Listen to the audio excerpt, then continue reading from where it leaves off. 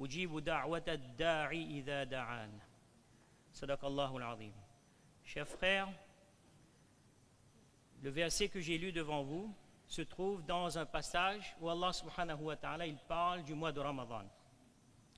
Par cela, on comprend que dans ces versets-là, Allah subhanahu wa ta'ala il parle des du'a, de l'invocation.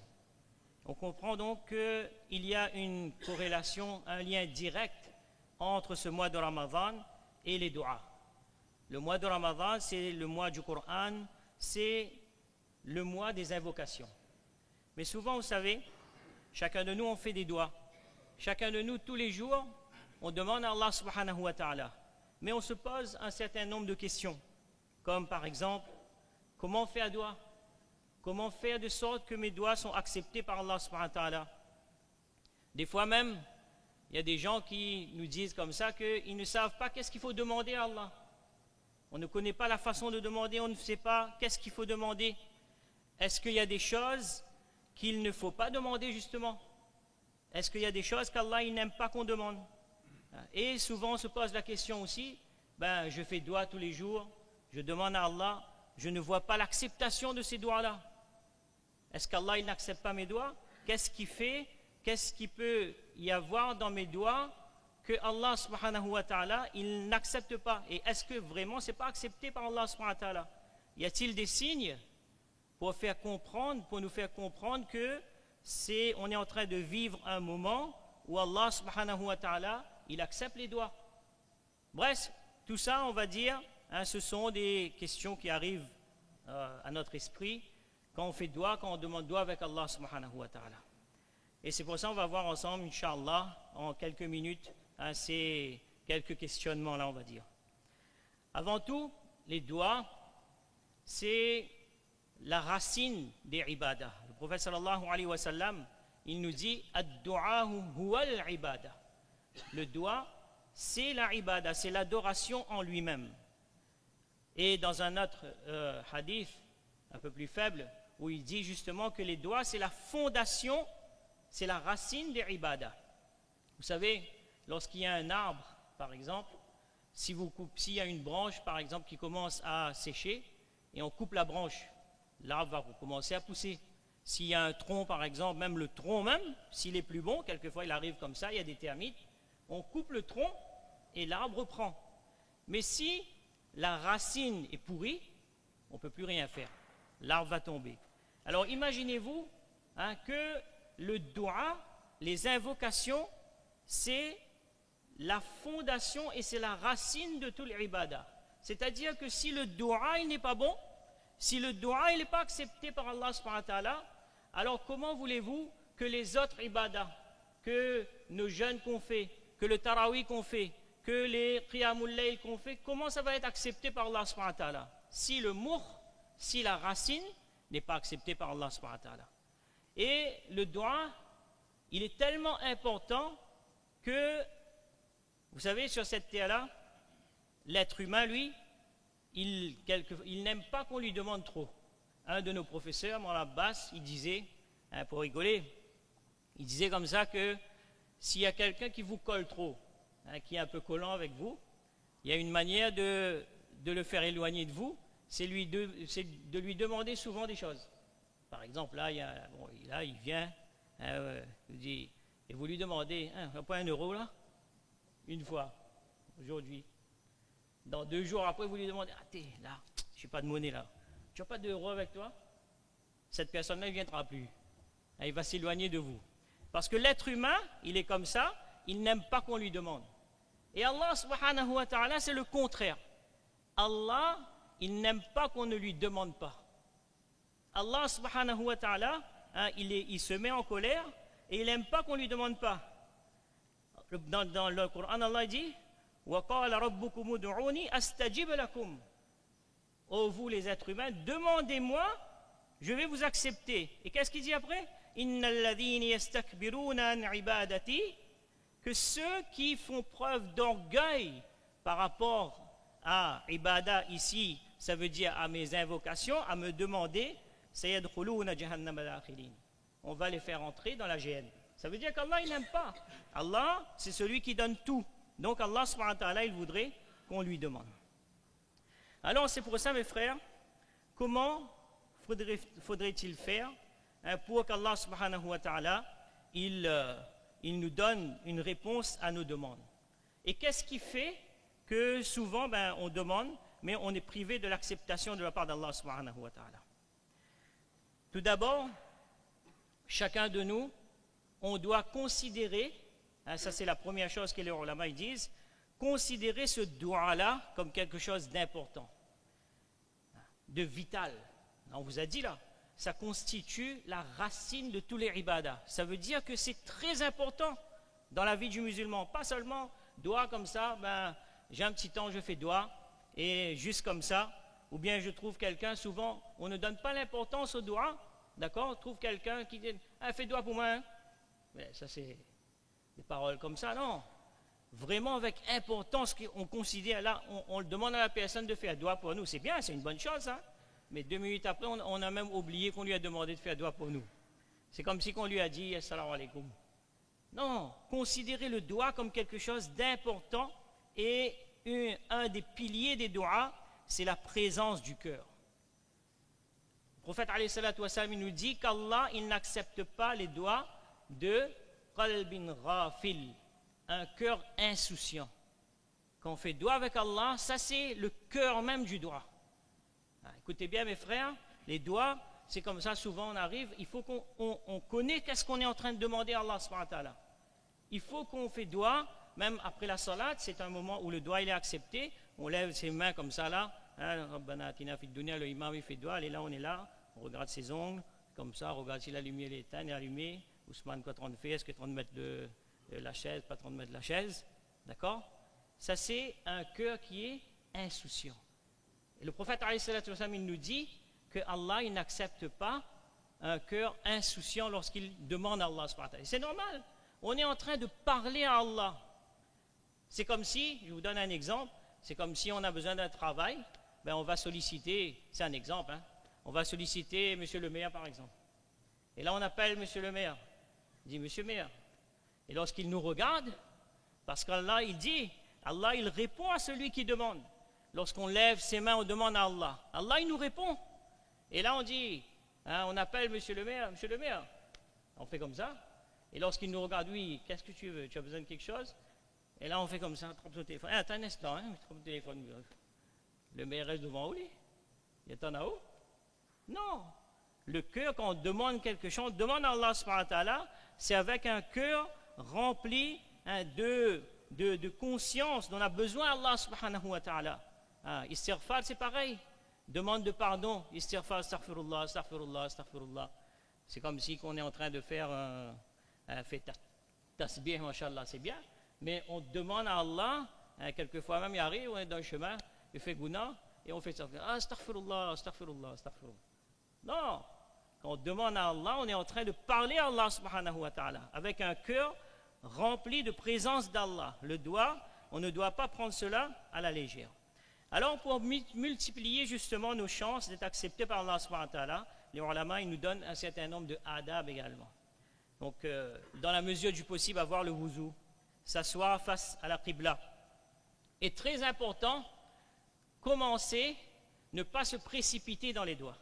Il y a quelqu'un qui arrive à la masjid, à l'époque du prophète sallallahu alayhi wa sallam, et il fait 2 rakats, mashallah, il a bien fait, et il dit Allahumma ghfirli, demande doigt avec Allah subhanahu wa ta'ala. Le prophète alayhi salatu wa salam qui est là, qui lui dit tu t'es précipité, c'est pas comme ça qu'on fait. Commence par les louanges d'Allah. On commence à louer Allah subhanahu wa ta'ala. Et ensuite, tu envoies des salat wa salam sur moi. Et ensuite, tu demandes ce que tu veux. Regardez les doigts des prophètes lorsqu'on regarde dans le Coran.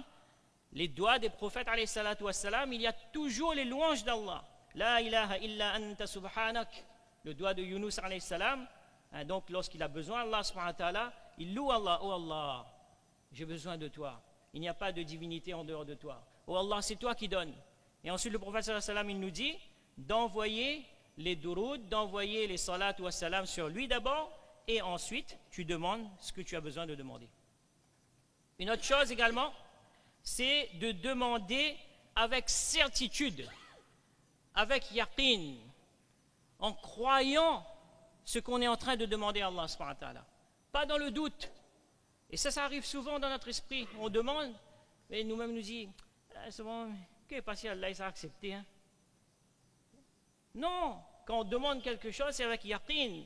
Dans le hadith, le prophète sallallahu alayhi wa sallam dit, donc ne dites pas, Allahumma gfirli in shi'ta. Oh Allah, pardonne-moi si tu veux. Allah, il n'est contraint en rien, lui. Là, on est en train d'imposer des conditions à Allah subhanahu wa ta'ala. Subhanallah, c'est profond ça. Ça, c'est un hadith du prophète sallallahu alayhi wa sallam. C'est pour ça que les ulama nous disent que dans le dua, on ne doit pas dire Inch'Allah. Oh Allah, fais que, donc donne-moi l'opportunité de faire la Umrah Inch'Allah. Non, c'est pas Inch'Allah, parce que là tu dis à Allah, oh Allah, donne-moi l'opportunité de faire la Umrah si tu veux. D'accord? Donc, ça c'est quelque chose qu'on doit demander avec certitude. Et dans le hadith, le prophète sallallahu alayhi wa sallam, il dit bien que Allah, il agit envers vous de la même manière que vous pensez d'Allah. Ce qu'on pense d'Allah, Allah il va agir envers nous de cette même manière-là. Si on pense avec yaqin, certitude, que mon doigt il sera accepté, qu'Allah il va m'accepter, Allah il m'accepte. Mais si en faisant doigt même, moi-même j'ai des doutes, moi-même je ne suis pas sûr. Je ne suis pas sûr du pouvoir d'Allah d'accepter les doigts. Donc ça c'est contraire à la loi d'Allah subhanahu wa ta'ala.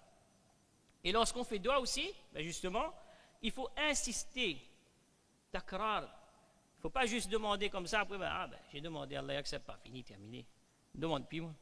Non, on insiste, on supplie Allah subhanahu wa ta'ala, on implore Allah subhanahu wa ta'ala.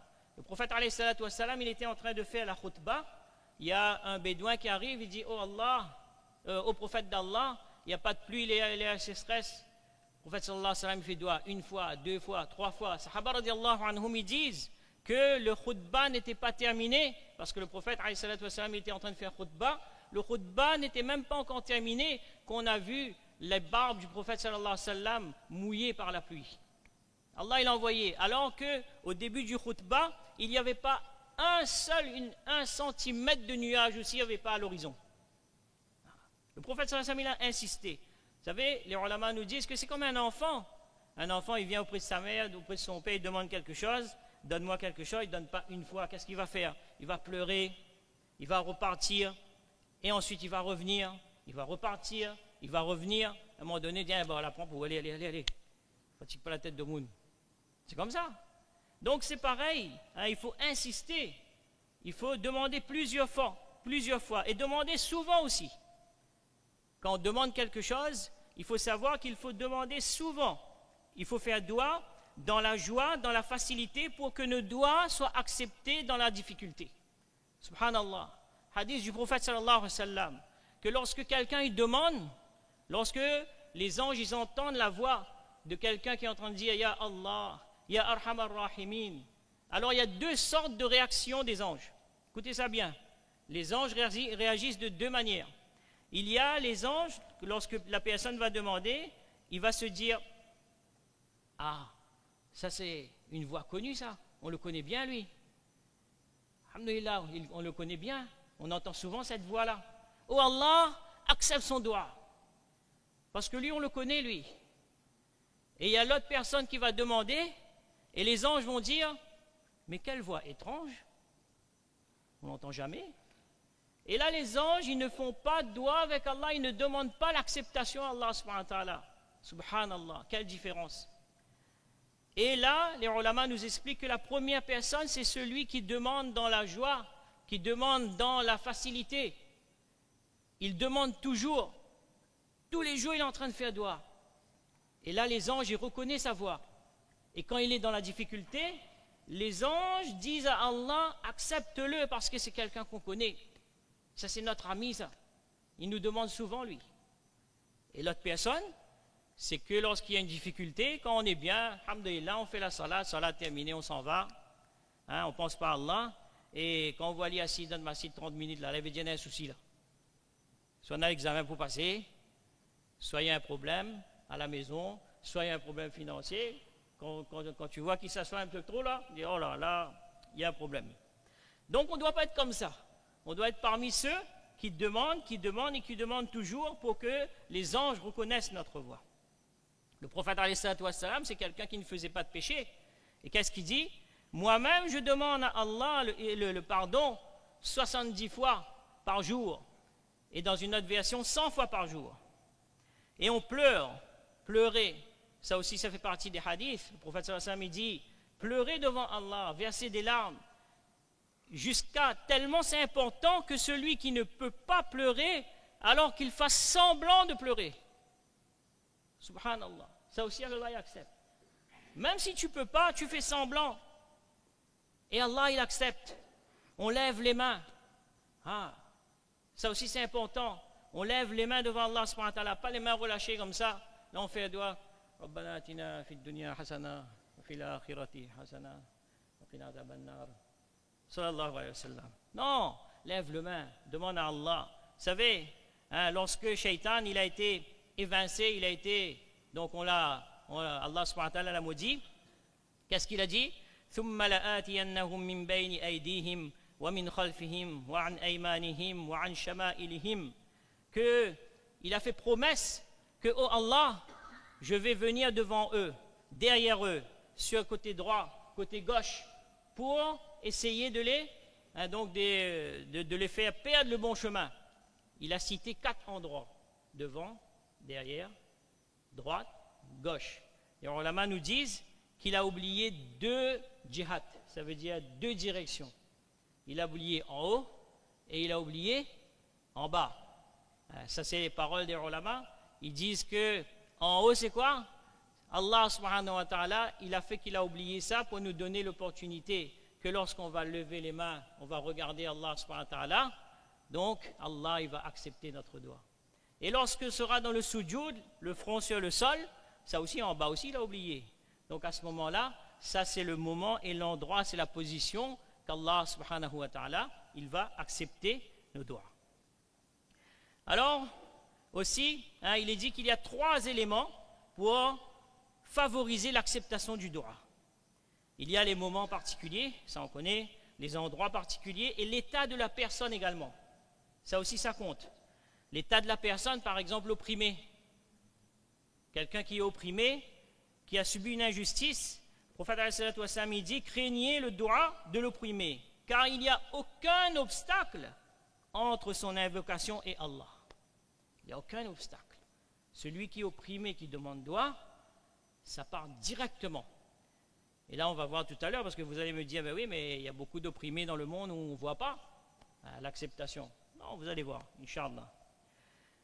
Le doigt des parents pour les enfants, ça aussi, il n'y a pas d'obstacle. Les doigts des parents, du père, de la mère pour leurs enfants, il n'y a pas d'obstacle.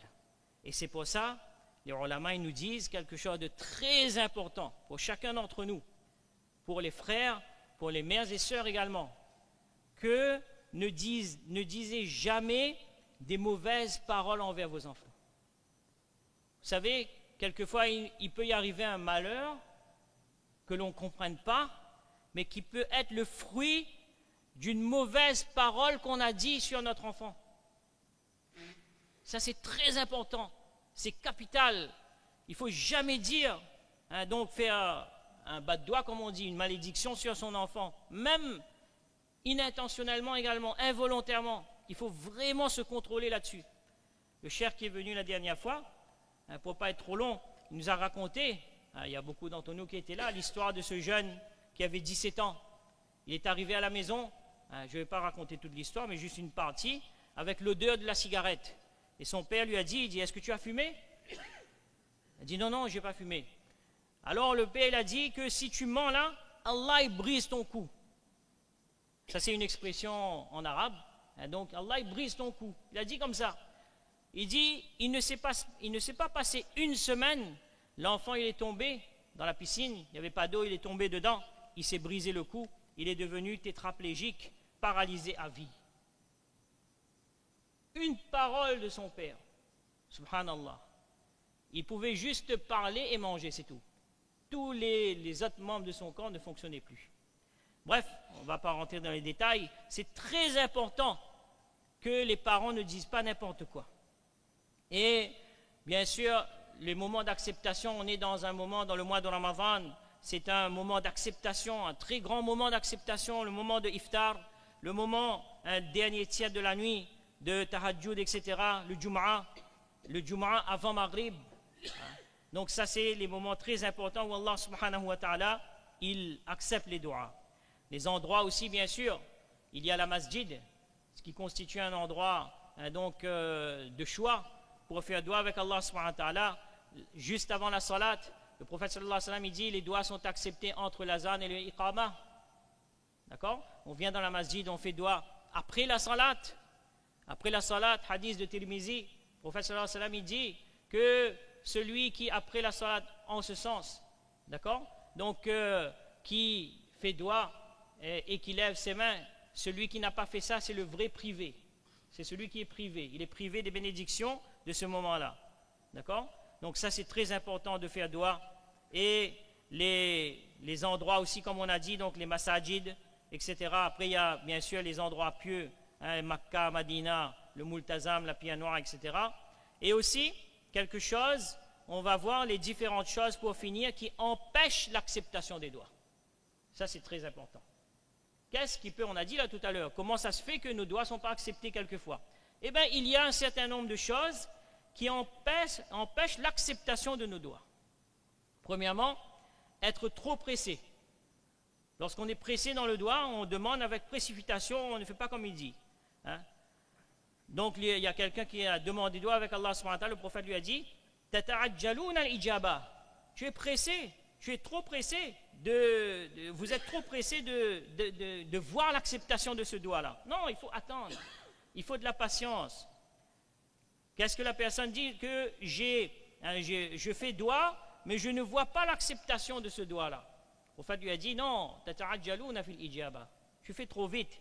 Il faut demander à Allah subhanahu wa ta'ala, il faut persister, il faut insister comme on a dit tout à l'heure. Et aussi, quelque chose qui va faire que le doigt ne sera pas accepté, c'est si on demande quelque chose qui est interdit. C'est normal. C'est normal, on ne va pas demander à Allah subhanahu wa ta'ala quelque chose qu'il n'aime pas. Par exemple, quelqu'un il fait doigt, oh Allah, ça peut être 27e carême, il peut être dans masjid, il peut être le tahajjud, il peut être avant iftar. Il dit, oh Allah, ya Allah, accepte mon prêt bancaire m'a fait pour construire ma maison. Haram. Donc c'est normal que ça ne va pas être accepté. Le prophète d'Allah il dit que les doigts sont acceptés par Allah subhanahu wa ta'ala, sauf et ma lam yad'u bi ismin aw qati'ati rahmin. Que tant qu'on ne demande pas quelque chose d'interdit, ism, aw qati'ati rahmin, ou de couper les relations. Oh Allah, fait que cette personne divorce avec sa femme, par exemple. D'accord? Donc c'est quelque chose qui ne se demande pas. Ce n'est pas accepté par Allah subhanahu wa ta'ala parce que c'est interdit. Invoquer Allah subhanahu wa ta'ala contre soi-même. Subhanallah. Ça aussi c'est interdit. Par exemple, le prophète d'Allah il nous dit ne demandez pas à Allah subhanahu wa ta'ala la mort. Ne demande pas à Allah subhanahu wa ta'ala de mourir. On ne demande pas à Allah subhanahu wa ta'ala les difficultés. Il dit que si on arrive dans une situation où c'est tellement difficile, alors qu'est-ce qu'on dit?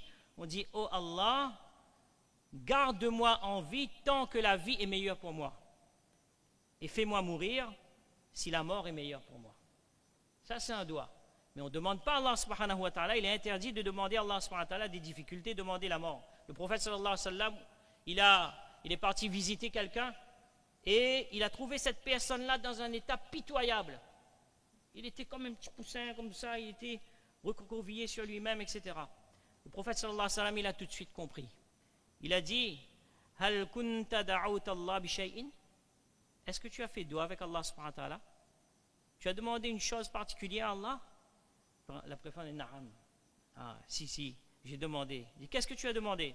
Il a demandé, oh Allah, tout le azab, tous les châtiments que tu dois me donner dans le akhirat, alors donne-moi cela dans ce monde. Le prophète sallallahu alayhi wa sallam lui a dit, c'est ça même ça. Ça c'est l'effet de ton doigt. Ça c'est l'effet de ton doigt ça. Tu t'es maudit toi-même. Qu'est-ce qu'il fallait demander à Allah? il dit, fallait demander plutôt, Allahumma atina fid dunya hasana wa fil akhirati hasana. Oh Allah, donne-moi le bien dans ce monde et dans l'autre monde. Et ensuite, le prophète sallallahu alayhi wa sallam, il a fait dua avec Allah pour cette personne-là, et il a retrouvé donc la santé. Et dernière chose, et la chose la plus importante pour l'acceptation des doigts, c'est manger halal. C'est le plus grand obstacle pour nos ibadat et pour nos doigts. Et ça, c'est à travers le Coran et à travers les sunnahs du prophète sallallahu alayhi wa sallam. Le prophète d'Allah dit, Ya ayyuhan nasu inna Allah tayyibun la yaqbalu illa tayyib. Que Allah subhanahu wa ta'ala, il est pur et Allah, il aime que le pur. Allah, il a ordonné au prophète donc la même chose qu'il vous a ordonné. C'est-à-dire, il vous a ordonné la même chose qu'il a ordonné aux prophètes, aux autres prophètes, mursalin. Et le prophète sallallahu alayhi wa sallam, qu'est-ce qu'il dit? Après ça, il dit Kulu minat tayyibati wa amalu saliha.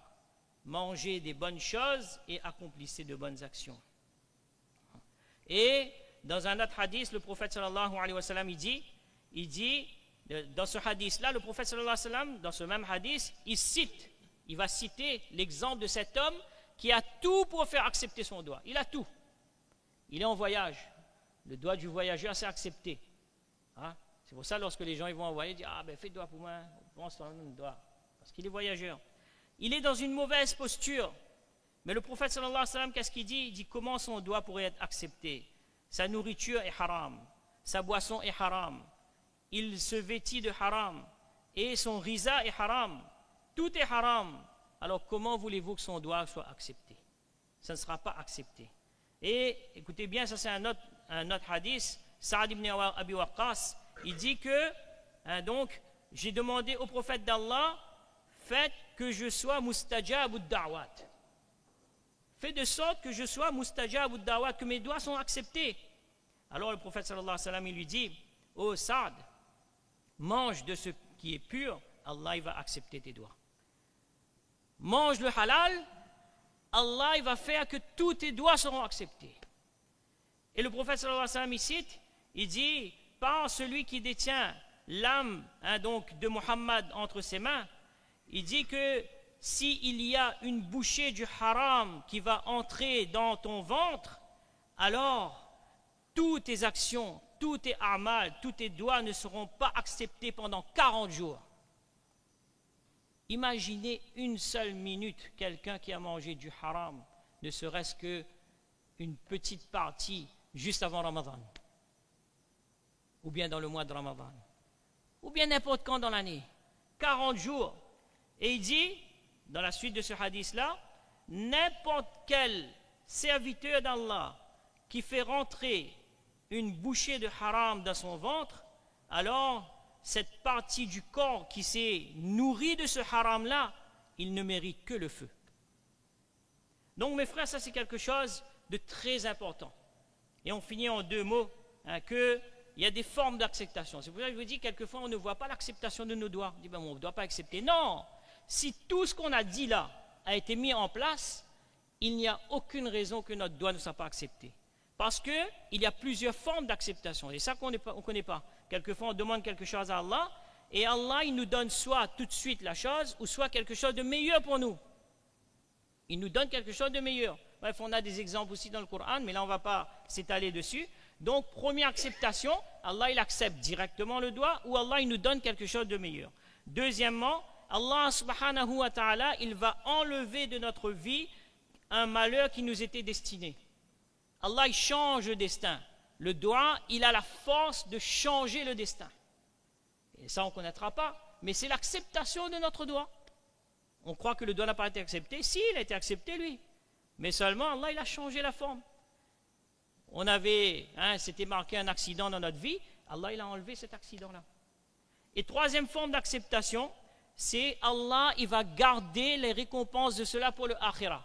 Jusqu'à ce que, lorsque l'être humain il va arriver le jour de akhira, on va lui dire, regarde, ça c'est les récompenses que tu as fait doigt, telle heure, tel jour, tel endroit. Tu croyais que ça n'a pas été accepté par Allah? Non, Allah il a gardé les récompenses. Ce jour-là, il va faire le souhait tous ces doigts qu'il a fait dans ce monde n'auraient pas dû être acceptés. Quand il va voir ces récompenses-là. Donc ça, c'est 3 signes d'acceptation. Et donc, on avait dit au début aussi, quand est-ce qu'on reconnaît que notre doigt est en train d'être accepté? Les ulama, ils nous disent, ça c'est par expérience, les pieux prédécesseurs, ils disent lorsqu'on fait doigt, lorsqu'on est concentré, lorsqu'on voit que notre cœur commence à frémir et que les larmes coulent des yeux, alors sachez que ça, c'est un moment où Allah est en train d'accepter tes doigts. Et là, il faut continuer, il ne faut pas s'arrêter. Parce que là, c'est la rahma d'Allah qui descend, qui fait frémir ton corps jusqu'à ce que les poils se dressent, jusqu'à tu ressens à l'intérieur de toi-même et les larmes commencent à couler. Ça, c'est un signe d'acceptation des doigts. Allah subhanahu wa ta'ala nous donne tous le tawfiq de comprendre ces quelques paroles, de mettre en pratique et de comprendre que ce mois-là, c'est exceptionnel pour le doigt, pour la lecture du Coran, qu'Allah subhanahu wa ta'ala nous accepte nos doigts. Donc, wa akhiru da'wana alhamdulillahi rabbil alamin. Jazakumullah pour votre écoute.